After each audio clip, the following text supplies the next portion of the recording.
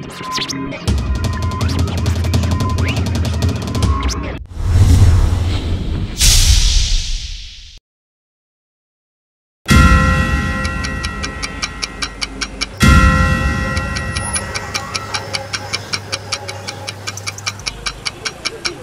oui, shalom, shalom ba na Nzambe, bisika nyonso bozwami na Belgique, na France, bozolanda biso na www.bomokoyamboka.com.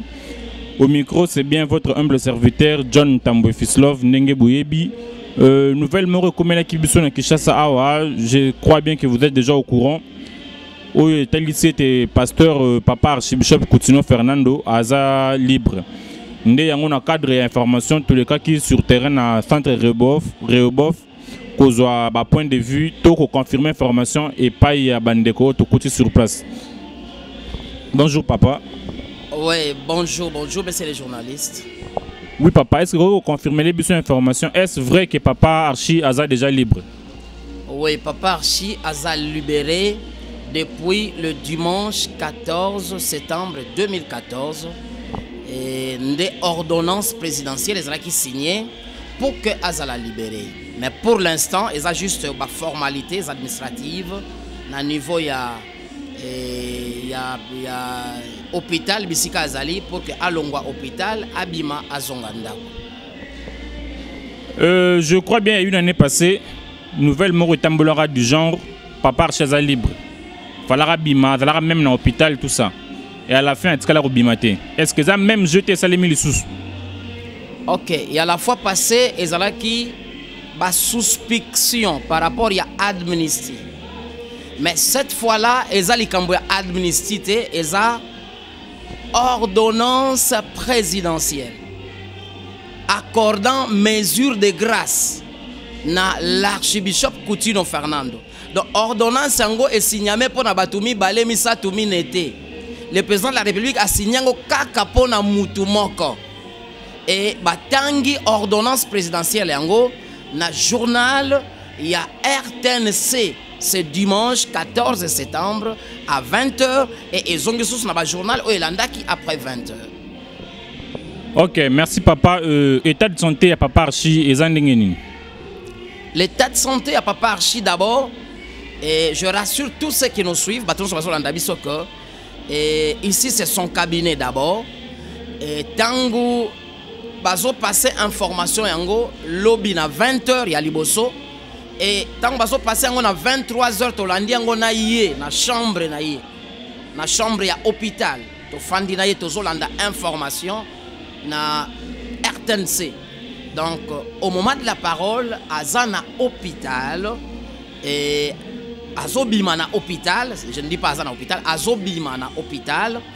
Et na état de santé eza na mwambeba muke mais le kolaza mosali na nzambe abonde la kanzambo yo abiki sakabokono nyonso oya pesipe mayele pai na baminganga d'ici là ako se rétablir na ye pe akozongela micro na ye à côté ya sango malamu. Ozo rassurer ba na nzambe que cette fois-ci papa cher vous allez libre pour toujours et aussi matin ndenge les gars l'autre fois.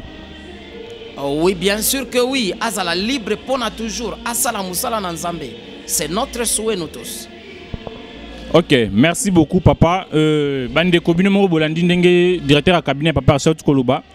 Tozo qui tapé nassé, Tozo a quelques points de vue bande de Rotrokuta sur place. Oui, et ben voilà, Toza Wana, papa Bishop, Tozo Pesa Migro s'est présenté. Papa, bonjour. Bonjour papa. Oro s'est présenté par la bande de Kobaïba. Je réponds au nom de Bishop Roger Mvidi.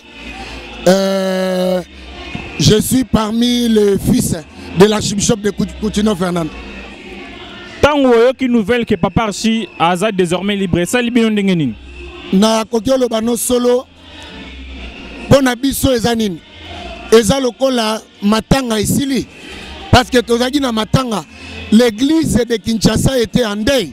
Parce que les leaders n'étaient pas permanents, n'étaient pas présents. Tant que tu as libération, tu as pambola nzambe na oya sali à travers les autorités bien sûr. Ok, merci beaucoup papa. Azaye Morote Azana de Rumsu Azawa, papa s'est présenté. Prophète gouverneur. Prophète gouverneur. Elonga. Oui papa, sango comment la gibino ndenge nini ya libération papa Archie. Vraiment sango comme le biso eza lokola fin ya misère au église ya Congo ezalaki na yango parce que l'apôtre du réveil de notre pays, l'archbishop Papa Coutinho Fernando ndenge aza libéré tozana jotala jouer na kati tozalaki na ba programme biso nyonso ozomona biso tozalaki na ba programme to kati ba programme tozalaki nango po toya kokumisa nzambe ko célébrer ye pour na sortir pe la libération ya archevêque Coutinho Fernando ozali papa na biso to pamboli nzambe makasi pour na retour na ye tout papa to souhaite bon retour na terrain évangélisation nzambe azalokumu. Merci. OK, merci beaucoup papa. Ndeko msupe to kuti sur terrain. Bonjour papa. Oui, bonjour. Comment bonani papa? C'est le prophète Samuel Petit Coutinho, le porte-parole de l'archbishop Coutinho Fernando, coordonnateur de tous les amis de Coutinho. Lelo, papa soit libéré. Est-ce que Erosale Matendenge Salemanga l'autre fois, Toyo qui va libérer papa et à la fin Bimite Erosale Massou Bongote? Non, non, non. En fait, vous savez, on était là pendant toutes ces choses et pendant l'arrangement. Makambo et Salamaka l'autre fois. Je crois pas parce qu'on a déjà tout le papier en main. Na minute auto soloba et l'okotika les juste cérémonie il y a ministre il y a justice na directeur il y a prison il y a centrale il y a CPRK pour que va retirer juste elamba et l'autre tika nango otozo kende na minute pour que ça lamba. Donc je suis mieux placé informé de vous assurer que et là comment il y a bon et s'est passé ici. OK, merci beaucoup. Bon Rolanda Petit Coutinho, Togoyambaye dans cadre émission Bonzambe pour notre Solana et par rapport à l'église armée de Victoire. Merci beaucoup.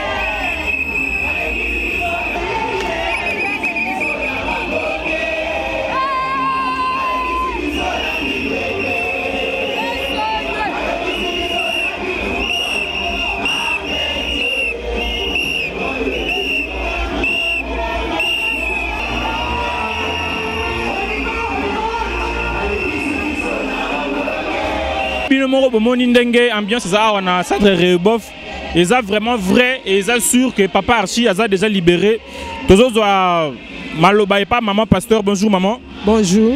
Rose se présenter pour na bande Guadola ndayo naza moko ba pasteur il y a communauté chrétienne armée de Victoire na paroisse Yolo. OK, merci maman. Et ça libino ndenge ni tombo yo qui nouvelle que papa a libre. Papa de na ma lokola lola na mokile kutani thématique qui na ba humiliation vraiment nzamba za rappel na mukolo na ye moko mikolo ko za lebele ya baini mais mukolo moko eza pona nzambe yango nzamba pesi biso gloire lelo na mukolo na ye. OK, merci beaucoup maman. Merci bandeko bouti kolanda toza bongo awa na centre Rebof devant na centre Rebof armée de Victoire bino moko bolandi ba témoignage ya bandeko ndenge ba confirmer que effectivement papa aza libre Toropesa kaka merci na Nzambe ndenge asali ete papa la libre lelo na bande nyonso ba s'impliquer na kati ya likambo oyo. Au micro, c'était bien votre humble serviteur John Tambwe Fislove, le Mahatma de la presse ndenge boyebi. Tokutani bongo mbalasima na www.bomokoyamboka.com. Merci na boss Patrick Momo, merci na cordon abiso Elkin Julio Mutoto. Merci na Prince Monzale na Suède, Mokonzi ya Suède toujours na top. Merci na bino nyonso bozolanda biso, bozuli bakwe kolanda biso. Tokuta na bongo mbalasima. Merci. Ciao.